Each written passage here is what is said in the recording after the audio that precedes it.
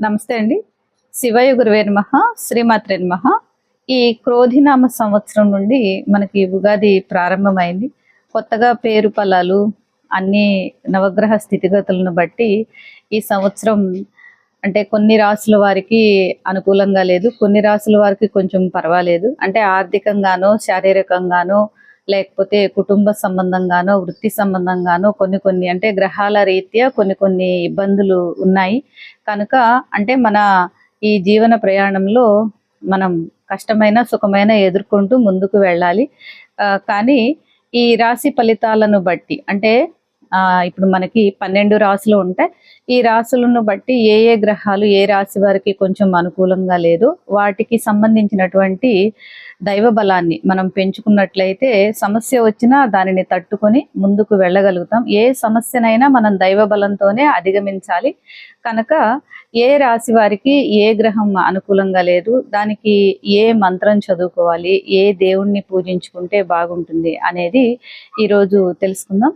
12 రాశుల్లో మొట్టమొదటిది మేషరాశి. మేషరాశి వారికి ఈ సంవత్సరం రాహువు కొంచెం అంత అనుకూలంగా లేదు. కనుక రాహు నుండి ప్రతికూల పరిస్థితులు ఏమీ ఎదుర్కోకుండా ఉండడానికి ఓం దుమ్ దుర్గాయై నమః, ఓం దుమ్ దుర్గాయై నమః అనే మంత్రాన్ని ప్రతిరోజు ఒక 27 సార్లు చదువుకున్నట్లయితే బాగుంటుంది. అంతేకాకుండా ప్రతి నెలలో ఈ సంవత్సరం అంతా కూడా అంటే వచ్చే ఉగాది వరకు ప్రతి నెలలో ఒక శుక్రవారం కానీ లేకపోతే పౌర్ణమి రోజు కానీ అమ్మవారికి కుంకుమార్చన జరిపించుకోవడం, శివాలయంలో ఉండే అమ్మవారికి కుంకుమార్చన జరిపించుకోవడం మంచిది. రెండవది వృషభ రాశి. వృషభ రాశి వారికి కొంచెం గురుబలం తక్కువగా ఉంది. కనుక వీరు ఓం ద్రాం గురు దత్తాత్రేయ నమః, వృషభ రాశి వారు ఓం ద్రాం గురు దత్తాత్రేయ నమః ఈ మంత్రాన్ని ప్రతిరోజు 27 సార్లు చదువుకోవడం మంచిది. అంతేకాకుండా ప్రతి నెలలో ఒకసారి ఒక గురువారం రోజు, ప్రతి నెలలో ఒక గురువారం దత్తాత్రేయుణ్ణి పూజించుకోవడం మంచిది. దత్తాత్రేయునికి అర్చన జరిపించుకోవటం మంచిది. దీని వలన గురుబలం పెరుగుతుంది. అంటే గురువు బలం లేకపోతే ఏ పని మొదలు పెట్టినా అది అంత అనుకూలంగా ఉండదు. కనుక ఈ ప్రతి నెలలో ఒక గురువారం రోజు దత్తాత్రేయుణ్ణి పూజించుకోవడం మంచిది.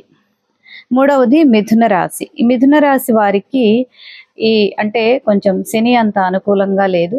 కనుక మిథున రాశి వారు ఓం త్రిపురాంతకాయ నమః ఈ మంత్రాన్ని ప్రతిరోజు 27 సార్లు చదువుకోవాలి. ఓం త్రిపురాంతకాయ నమః అనే మంత్రాన్ని చదువుకోవాలి. తర్వాత ప్రతి నెలలో ఒక సోమవారం శివాలయంలో అభిషేకం జరిపించుకోవడం మంచిది. లేకపోతే శివాలయం దర్శనం చేసుకొని 11 ప్రదక్షిణాలైనా చేసినా కూడా బాగుంటుంది. మిథున రాశి వారు ఈ విధంగా చేయాలి. నాలుగవది కర్కాటక రాశి వారు. కర్కాటక రాశి వారికి కూడా ఈ సంవత్సరం శని అంత అనుకూలంగా లేదు. కనుక వీరు ఓం మృత్యుంజయాయ నమః ఈ మంత్రాన్ని ఓం మృత్యుంజయాయ నమః అనే ఈ మంత్రాన్ని 27 సార్లు చదువుకోవాలి. అంతేకాకుండా వీరు సోమవారం రోజు శివాలయం దర్శనం చేయడం, నెలకు ఒకసారి ఒక సోమవారం లేదా మాస శివరాత్రి రోజు శివాలయంలో అభిషేకం జరిపించుకోవడం మంచిది. తర్వాత సింహరాశి. సింహరాశి వారికి కూడా శని అంత బాగోలేదు. అందువలన ఓం సూర్యపుత్రాయ నమః, ముఖ్యంగా ఆరోగ్య సమస్యలు ఎక్కువగా ఉన్నాయి సింహరాశి వారికి. కనుక ఓం సూర్యపుత్రాయ నమః అనేటటువంటి మంత్రాన్ని ప్రతిరోజు 27 సార్లు చదువుకోవాలి. అంతేకాకుండా రాహువు నుంచి కొన్ని ప్రతికూల పరిస్థితులు రావచ్చు. కనుక ప్రతి నెలలో పౌర్ణమి రోజు అమ్మవారికి కుంకుమార్చన జరిపించుకోవడం మంచిది. శివాలయంలో ఉండేటటువంటి అమ్మవారికి ప్రతి నెలలో పౌర్ణమి తిథి వచ్చిన రోజున అమ్మవారికి కుంకుమార్చన జరిపించుకోవాలి. తర్వాత కన్యా రాశి. ఈ కన్యా రాశిలో కూడా రాహు నుంచి ప్రతికూల పరిస్థితులు ఉన్నాయి. కనుక వీరు ఓం దుమ్ దుర్గాయై నమః, ఓం దుమ్ దుర్గాయై నమః అనేటటువంటి మంత్రాన్ని ప్రతిరోజు 27 సార్లు చదువుకోవాలి. అంతేకాకుండా ప్రతి నెలలో అమావాస్య రోజున అమ్మవారికి కుంకుమార్చన జరిపించుకోవడం మంచిది. ఈ సంవత్సరం అంతా కూడా ఏ వారం వచ్చినా సరే అమావాస్య తిథి ఏ రోజు వస్తే ఆ రోజున అమ్మవారికి కుంకుమార్చన జరిపించుకోవడం మంచిది. తర్వాత తులారాశి. తులారాశి వారికి కూడా గురుబలం లేదు. కనుక ఓం గురు దత్తాత్రేయాయ నమః, ఓం గురు దత్తాత్రేయాయ నమః అనేటటువంటి ఈ మంత్రాన్ని ప్రతిరోజు 27 సార్లు చదువుకోవాలి. అంతేకాకుండా ప్రతి నెలలో ఒక సోమవారం రోజు శివునికి అభిషేకం జరిపించుకోవడం మంచిది. ఈ సంవత్సరం అంతా కూడా ప్రతి నెలలో 4 సోమవారాలు వస్తాయి. మనకు కుదిరినటువంటి ఒక సోమవారం శివాలయంలో అభిషేకం జరిపించుకోవడం మంచిది. తర్వాత వృశ్చిక రాశి. ఈ వృశ్చిక రాశి వారికి కూడా రాహు నుంచి కొన్ని ప్రతిబంధకాలు ఉన్నాయి కనుక ఓం దుమ్ దుర్గాయై నమః ఈ మంత్రాన్ని 27 సార్లు చదువుకోవాలి. ఓం దుమ్ దుర్గాయై నమః. అంతేకాకుండా వీరు కూడా ప్రతి నెలలో మాస శివరాత్రి రోజు శివునికి అభిషేకం జరిపించుకోవడం మంచిది. ప్రతి నెలలో అమావాస్యకి 1 లేదా 2 రోజుల ముందు మాస శివరాత్రి వస్తుంది. ఆ రోజున శివునికి అభిషేకం జరిపించుకోవాలి. తర్వాత ధనుసు రాశి. ధనుసు రాశి వారికి కూడా గురు బలం కోసం ఓం శ్రీ మేధా దక్షిణామూర్తయే నమః ఓం శ్రీ మేధా దక్షిణామూర్తయే నమః అనేటటువంటి మంత్రాన్ని ప్రతిరోజు 27 సార్లు చదువుకోవాలి. వీరు నెలలో ఒక మంగళవారం రోజు అమ్మవారికి కుంకుమార్చన జరిపించుకోవాలి. ప్రతి నెలలో 4 మంగళవారాలు వస్తాయి కదా, మనకు కుదిరినటువంటి ఒక మంగళవారం అమ్మవారికి కుంకుమార్చన జరిపించుకోవడం మంచిది.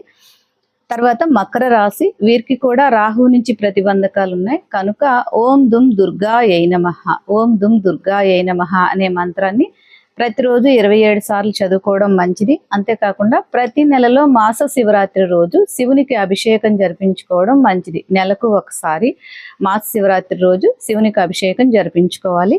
తర్వాత కుంభరాశి. వీరికి కూడా రాహు వలన ఇబ్బందులు కలగకుండా ఉండడానికి ఓం దుమ్ దుర్గాయై నమః ఈ మంత్రాన్ని ప్రతిరోజు 27 సార్లు చదువుకోవడం మంచిది.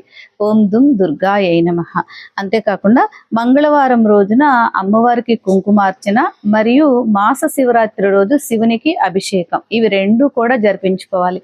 ఎందుకంటే ఆరోగ్య సమస్యలు, ఆర్థిక సమస్యలు కుంభరాశి వారికి ఎక్కువగా ఉన్నాయి కనుక ప్రతి నెలలో మాస శివరాత్రి రోజు శివునికి అభిషేకం, తర్వాత మంగళవారం రోజు అమ్మవారికి కుంకుమార్చన. ఒకవేళ అంటే మన ఆర్థిక పరిస్థితుల రీత్యా చేయించుకోలేకపోయినా కనీసం ఈ రోజుల్లో శివాలయంకి వెళ్ళి దర్శనం చేసుకొని 11 ప్రదక్షిణాలు చేయడం అయినా చేయాలి.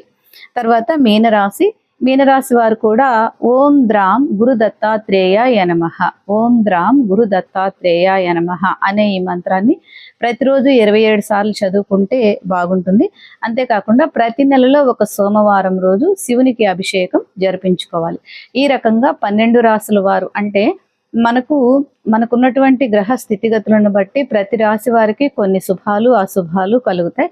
శుభాలు కలిగినప్పుడు బాగుంటుంది, అంటే కొన్ని కష్టాలను ఎదుర్కోవాలంటే కొంచెం మనకు ఇబ్బంది కనుక ఈ పరిహారాలు చేసుకున్నట్లయితే దైవ బలంతో వీటిని మనం అధిగమించగలుగుతాం. సర్వే జనా సుఖినో భవంతు.